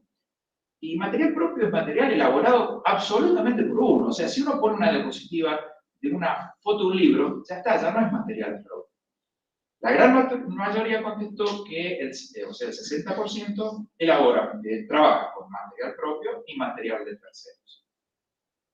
Bueno, el material elaborado por los docentes, ¿cuál fue? Gráficos, 10, texto y videos, 9, animaciones, 4, audio, 2. Yo particularmente he elaborado muchos videos para presentaciones en congresos de la especialidad y los uso para la docencia, obviamente adaptándolo al nivel para los chicos que están cursando la materia. Bien, en cuanto a la pregunta, ¿cuáles son las sugerencias? Las preguntas para mejorar la educación virtual. La gran mayoría pusieron capacitar a los docentes en el uso de herramientas virtuales. Y acá era, ponga una. Uno puede poner un listado de cosas, pero para ser más concreto, 3 contestamos, porque ahí yo puse esa opción, capacitar a los docentes en el uso de herramientas virtuales, y otros pusieron mejorar la disponibilidad de Internet. Parece mentira que hoy estuviéramos discutiendo esto, pero hay momentos que no tenemos conexión. Aumentar la frecuencia de uso de actividades sincrónicas, crear una cátedra, en la cátedra un departamento de edición de videos, cosa que lo comparto, eso sería muy útil. Profundizar el uso de casos clínicos como herramienta pedagógica, aumentar el número de reuniones por elevado número de alumnos, esto no, yo creo que no tiene nada que ver con la educación virtual. Mejorar el uso de plataformas, y uno puso algo que comparto plenamente, mejorar la remuneración de los docentes, pero no tiene nada que ver con la educación virtual. Bien, ¿cómo imaginan la educación virtual en un futuro cercano? Uso de simuladores virtuales, yo estoy con eso. Dentro del nivel de simulación, hay simulación de baja fidelidad, de intermedia y de alta fidelidad. Hay unos programas de simulación de cirugía que son excelentes, pero obviamente carísimos. Estamos lejos de eso. El uso de realidad virtual y animaciones 3D con actividades interactivas sincrónicas. Uso de realidad virtual y cirugía robótica. Uso de inteligencia artificial. Después habrá que ver cómo se implementa. Masificación de las aulas virtuales. Homogenización de material didáctico de video. Uno puso, mirá, la veo difícil porque no tenemos conexión a internet, estamos pensando en cómo vamos qué va a pasar con la educación virtual para adelante. Y 2 docentes dijeron, la verdad no lo tengo claro. No sé qué va a pasar con la educación en cirugía en los próximos años. Bueno, resumiendo, los docentes consideran que deben optimizar las plataformas virtuales y mejorar los formatos híbridos para educación, para mejorar la educación virtual. La mitad han realizado capacitaciones formales, la mayoría se autopercibe en condiciones de usar y aplicar las TICs, pero ojo, esto es instrumental.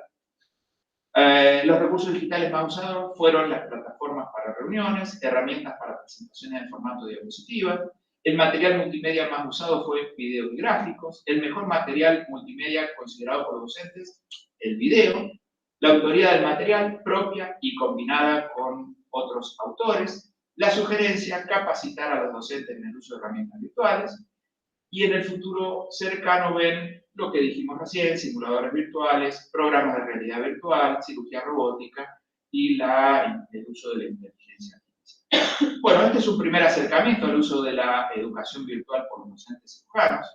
La única certeza es que la educación virtual está y habrá que seguir trabajando en el papel del docente, en su capacitación y motivación, en la generación de herramientas y recursos educativos para lograr un aprendizaje significativo en el alumno y en la reflexión en relación con la potencialidad de las mediaciones digitales en las prácticas de enseñanza.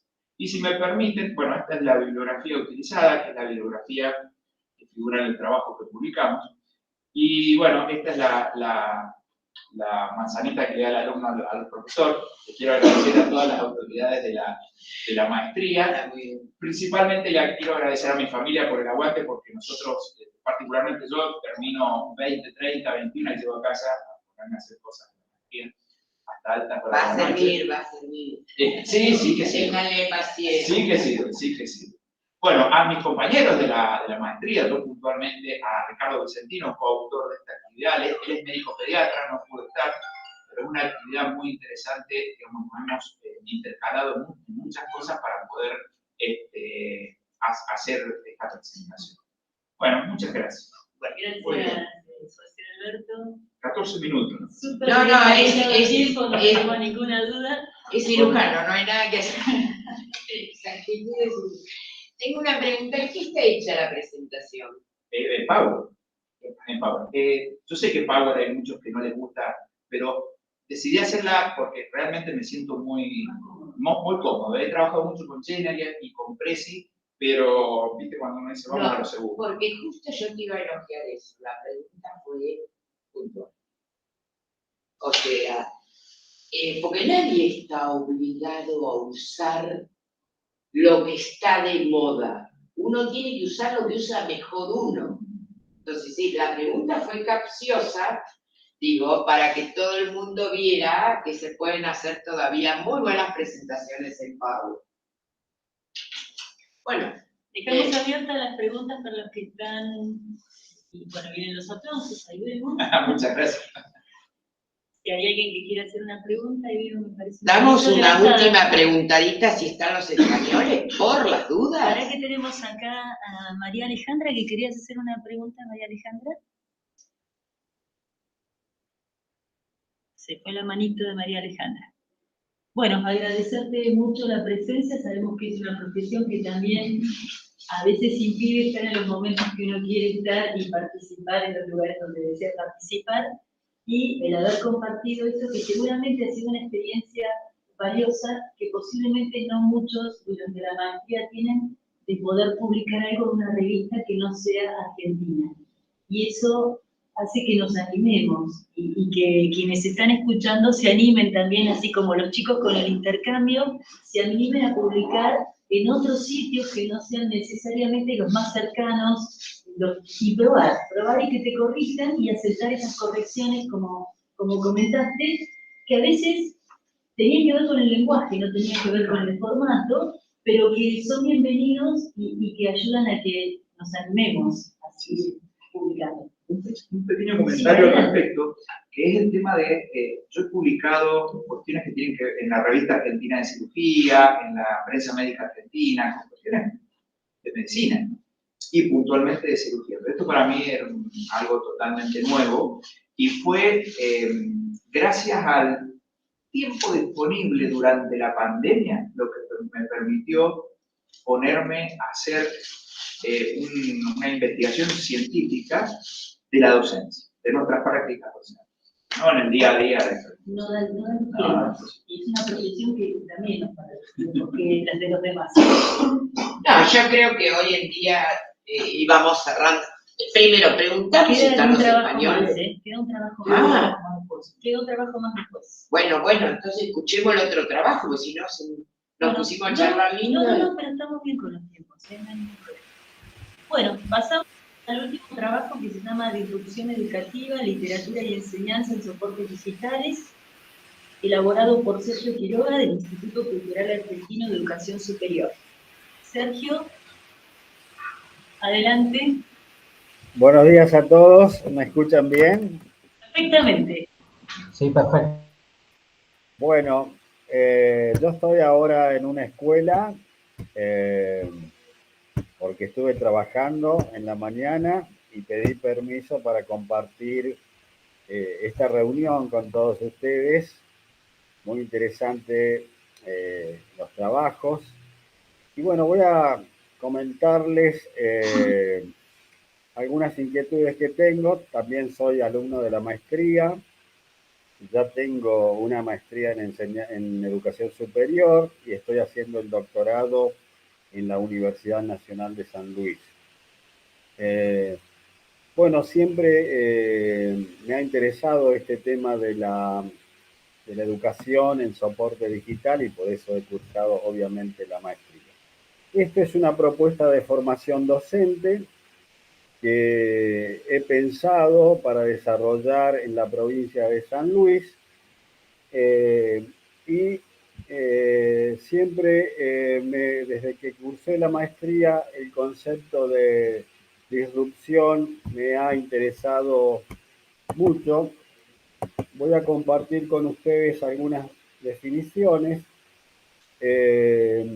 Digamos, está la idea de usar estos conceptos para una formación de docentes en la provincia de San Luis sobre literatura sanluiseña, campo disciplinar o tema del que existe escasa información y escasos materiales, más allá de las contribuciones y de los aportes que hacen los poetas y escritores de San Luis.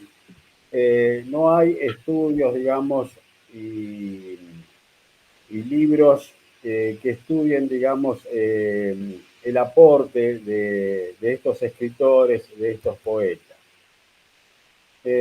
Bueno, hay distintos conceptos de disrupción, ¿sí? Es un quiebre, una fractura a la organización tradicional que tiene una determinada cosa.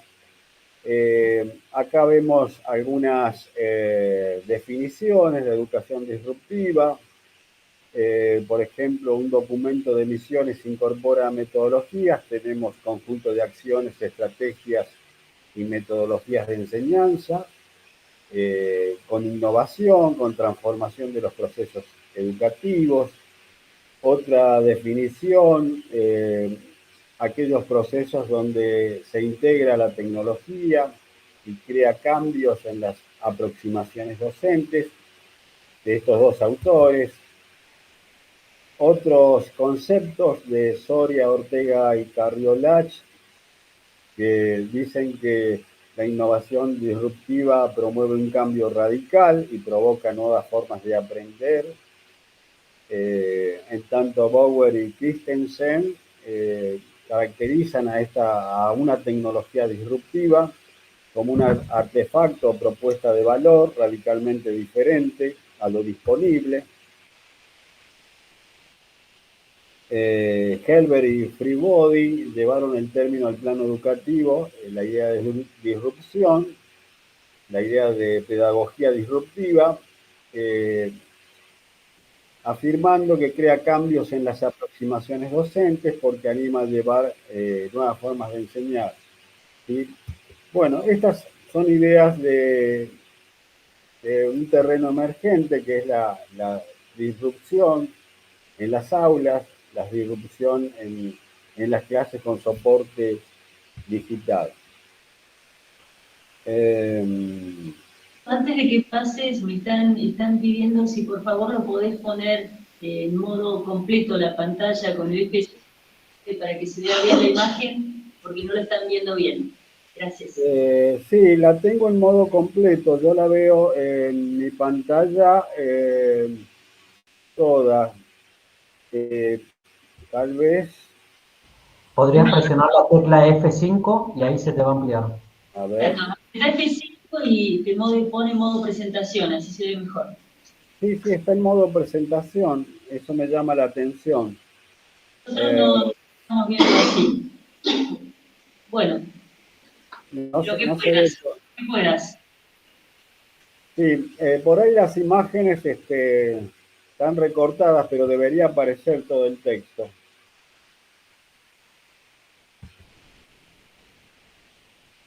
Bueno,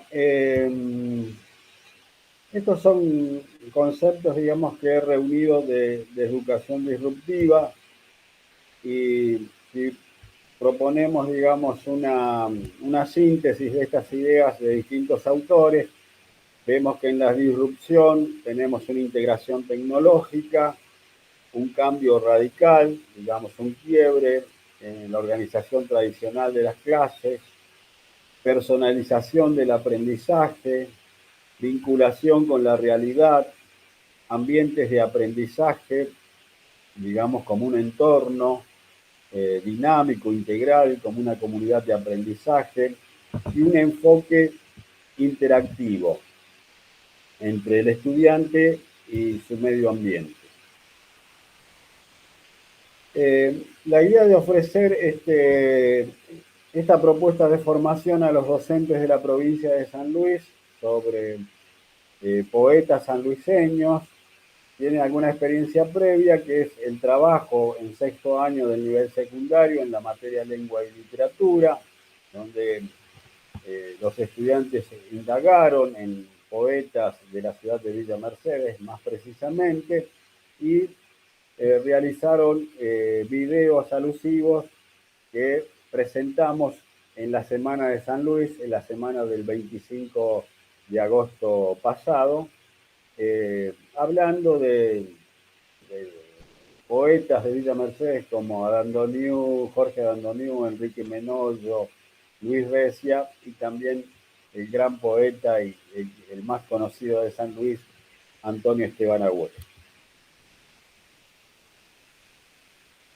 Bueno, esta es una propuesta que se elevó a las autoridades para el puntaje docente y salió una resolución de el Programa de Educación Superior de la provincia de San Luis aprobando esta propuesta, y una vez que se realice se enviará el informe a las autoridades para que luego formalicen esta idea del puntaje docente. Bueno, estos son los 3 poetas que proponemos para desarrollar la propuesta de formación, y como objetivo, esto está, digamos, en proceso de construcción. Queremos realizar una experiencia de enseñanza y aprendizaje interactivo, es decir, recolectar información sobre estos poetas, que los docentes de lengua y literatura o interesados en la propuesta tengan más conocimiento sobre esta literatura local, producir materiales colaborativos y creativos, y obviamente, como dije, incrementar el conocimiento. Esta propuesta se realizaría desde el Instituto Cultural Argentino de Educación Superior, que es una institución privada sin subvención estatal, con sede en la ciudad de Villa Mercedes, y que tiene un profesorado de lengua inglesa y un profesorado de educación física. Entonces, esa sería, digamos, la sede de esta propuesta de formación.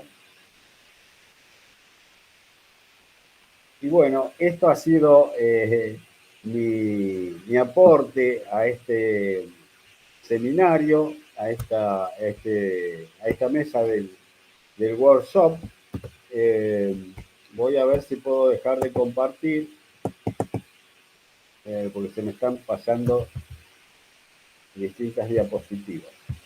Bueno, Sergio, que nosotros nos quedamos viendo la primera, por eso te decían los chicos. A ver, El resto por lo menos nosotros que estamos acá en vivo, nos quedamos Bueno, con... qué pena. Porque acá incluso me da la opción de dejar de presentar. No tengo problemas en compartir esta presentación a todos los integrantes de la mesa, enviárselas. Pero bueno, es una pena. Bueno, Sergio, muchas gracias, la compartiremos. Yo no sé si alguno de los que está tiene alguna pregunta para realizarle. No. Bueno, yo sí te voy a hacer una pregunta, Sergio. ¿Cómo pensás hacer esta formación? Si va a ser por niveles, por cupos, si van a ver cuántas personas te pueden acompañar en esta propuesta para ser docentes de la capacitación, sí que está pensada así para hacer para muchas instituciones, ¿no? Sí, la verdad es que yo no soy un profesor de lengua y literatura. ¿Sí? Mi formación es periodismo y comunicación, con 2 especializaciones. Pero en general, siempre he tenido la inquietud de ofrecer cursos de formación relativamente cortos a través del programa de educación superior, donde en general se han inscrito docentes interesados. Creo que vimos en el primer cuatrimestre un curso sobre educación, desarrollo sostenible y Agenda 2030. En general se inscriben entre 20 y 40 docentes. La mitad termina, digamos, la formación, que es muy flexible, son encuentros semanales.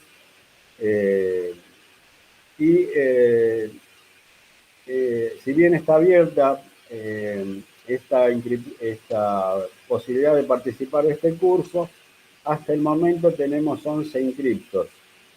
Digamos que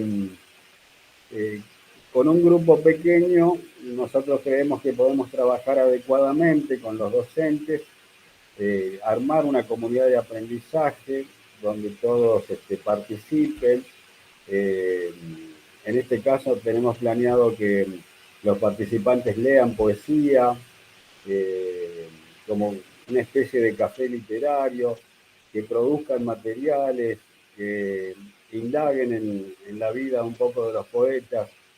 Y para mí sería una satisfacción personal porque yo a estos 3 poetas los he conocido, han fallecido los 3, he participado con ellos escuchándolos relatar poesía y también tengo vivencias personales. Entonces, de alguna manera quiero transmitir y quiero que se forme, digamos, un ambiente donde se puedan intercambiar experiencias y producir conocimientos y que podamos enseñar en nuestras aulas un poco de literatura local, sobre todo en producciones donde los poetas no estaban, como pueden estar ahora, haciendo un video de YouTube o una producción audiovisual. Entonces ese material que está escondido en las bibliotecas se está perdiendo. Los estudiantes de hoy no son asiduos a concurrir a las bibliotecas y yo quiero traer eso, así como lo enseño a los estudiantes que yo tengo, quiero potenciar eso para que más profesores tengan todo ese bagaje de conocimientos y lo puedan desplegar en sus aulas. Esa es la idea un poco que anima esta propuesta de formación. Bueno, muchas gracias, Sergio. No veo más preguntas. Sí voy a volver a preguntar, y vienen los aplausos ahí, si están presentes los del primer equipo, que son Jesús Calavia Traín, Sara Celebrián Cifuentes y Empar Guerrero Valverde. Si no están presentes, en este primer ciclo, esta primera parte de exposiciones, de artículos pertenecientes al eje A, diseño de escenarios digitales, corta por ahora por un rato y retoma a partir de las 14 horas, donde los esperamos nuevamente a todos para seguir escuchando presentaciones de trabajos. Les agradezco mucho a todos los presentes acá en la sala, los que están en forma virtual, expositores. Muchas gracias. Nos vemos a las 14.